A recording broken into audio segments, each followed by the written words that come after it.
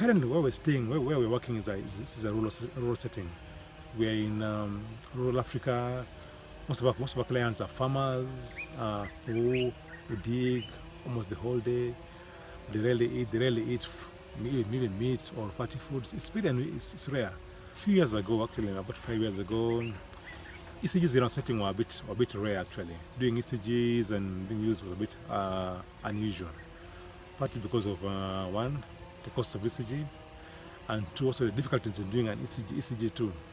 And now most times it required somebody who knew how to place the leads, do the ECG, and it happened to be usually me most times. The nurses feared doing it.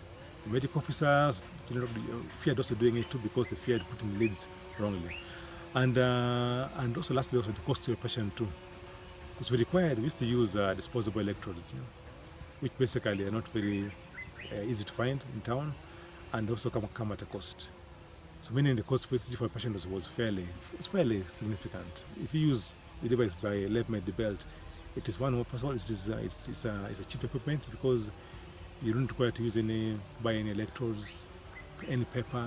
You don't need that. Just the belt and maybe a phone or a tab basically.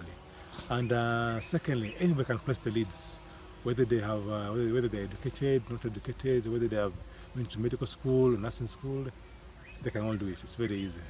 And I think most importantly, the tracings actually are beautiful and fairly easy to interpret.